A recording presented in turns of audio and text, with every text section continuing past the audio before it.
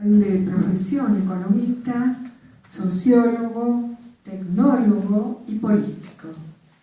Hasta hace muy poco fue director de Cooperación Nacional e Internacional de la Universidad César Vallejo de Lima, Perú. Fue asesor principal del Congreso de la República, profesor de Gestión de Comercio Exterior, Facultad de Gestión de la Pontificia Universidad Católica del Perú, que es maravillosa, profesor del Complutense de Madrid, 14 años. Bueno, ayer me enteré que conoce 39 países y viviste ¿cuántos? Y vivió 6. El 12 de junio del 2010 fue elegido candidato a la alcaldía de Lima por el Plenario Nacional del Partido Acción Popular para las elecciones de octubre del 2010. Quedó entre los 5 primeros. Yo puse hoy en el Facebook, que espero que esto se repita, ganes las elecciones, porque ya tengo la capelina para ir a la Asunción, te digo, Gonzalo. Bueno, como títulos, es máster en Dirección Comercial y Marketing. Es un título en Madrid, que estuviste en Madrid. Licenciado en Ciencias Económicas y Empresariales de la Universidad Complutense de Madrid también. Licenciado en Ciencias Políticas y Sociología de la misma universidad. Ya les dije de quién es hijo. Un párrafo para Ciro Alegría. Ciro Alegría era del APRA, ¿no? ¿Verdad? Del partido. No lo fundó.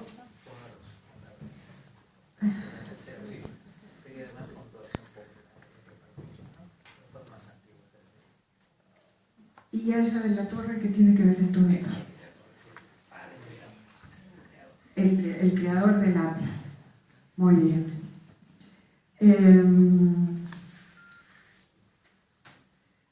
Yo sí que anoche me has contado en todos estos países que viviste los cargos que tuviste en los bancos. Yo no sé si nos metemos en eso no, porque era una cosa, era una cosa que me bueno, ahí estamos. ¿Estás bien presentado? Sí, más que eso. Bueno, todo tuyo.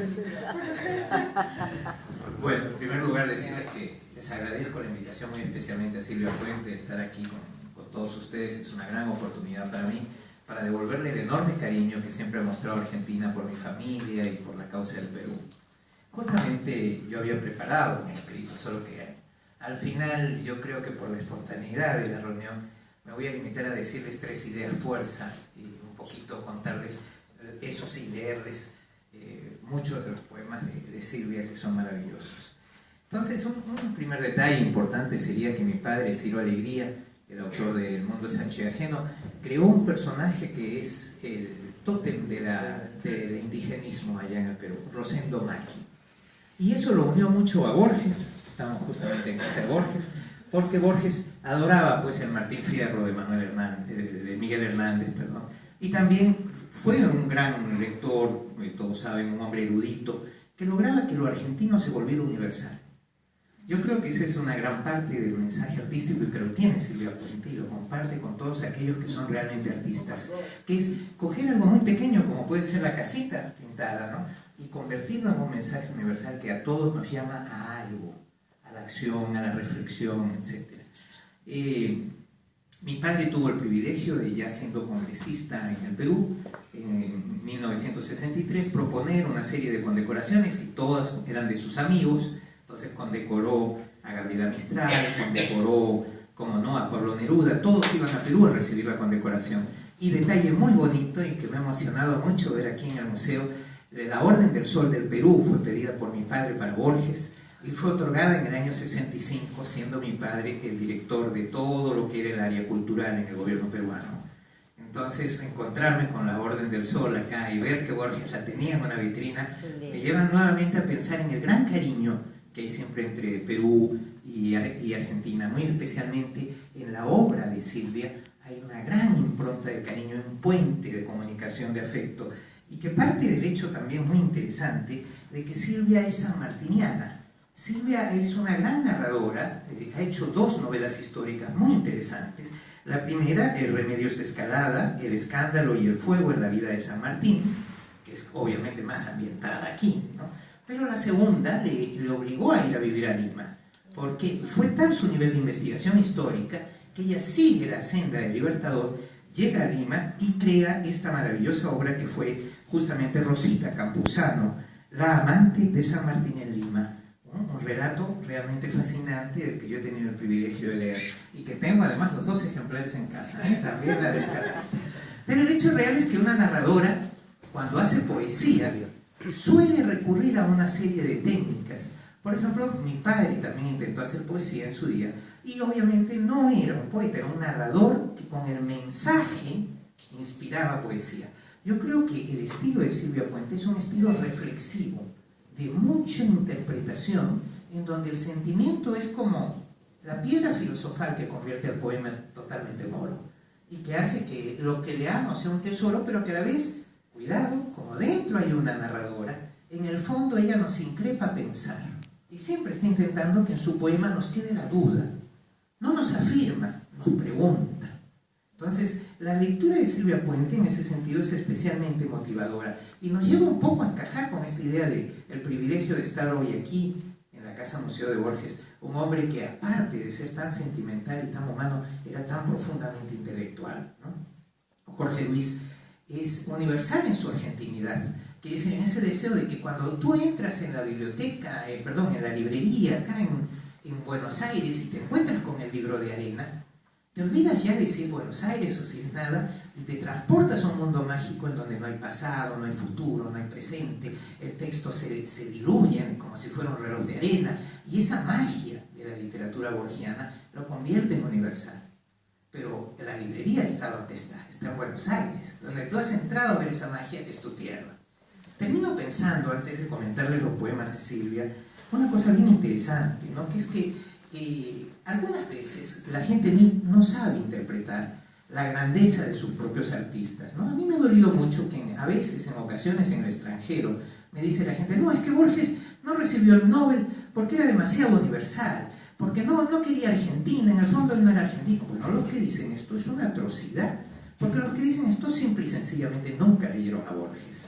Que si Borges en sus poemas, en sus relatos, en sus reflexiones, hace de lo argentino algo universal, pero definitivamente adoraba el tango, ¿no? Ahí está Bianchi cuando decía, el tango es Borges y Borges es bastante más que tango, decía, ¿no? Entonces, obviamente, la capacidad que tenía Borges de defender algunas de esas cosas que son hitos de la identidad argentina, lo convierten a la luz de todos estos autores que se han ido mencionando. Por ejemplo, hemos mencionado al uruguayo Roa Bastos, o paraguayo Roa Bastos, o han mencionado, pues, en el caso de mi padre, gente que ha conocido a Argentina y la grandiosidad del argentino a través de obras como la de Borges, o más cercanas, como vamos a ver ahora en la obra de Silvia Puente.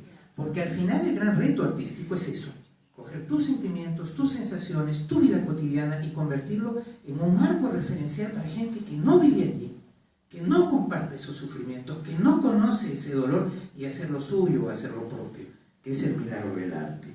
Y Borges decía, justamente refiriéndonos al texto Y volverás a tu casa, Borges decía, ¿dónde estarán? Pregunta la elegía de quienes ya no son, como si hubiera una región en que el ayer pudiera ser el hoy, el aún y el todavía. Y justamente lo bonito de la obra literaria de Silvia Puente es que no hace referencias temporales. Juega un poco con este mensaje de Borges. Es decir, lo que está buscando ella son las esencias y los sentimientos y las referencias más allá de cualquier localidad o cualquier lugar. Y no obstante, como buena artista, ella te cuenta lo que vivió en Londres, te cuenta lo que vivió en Lima, te cuenta lo que vivió en Santiago, y en cada sitio en el que está, saca una referencia de su propio interior para convertirlo en un marco de referencia para todos.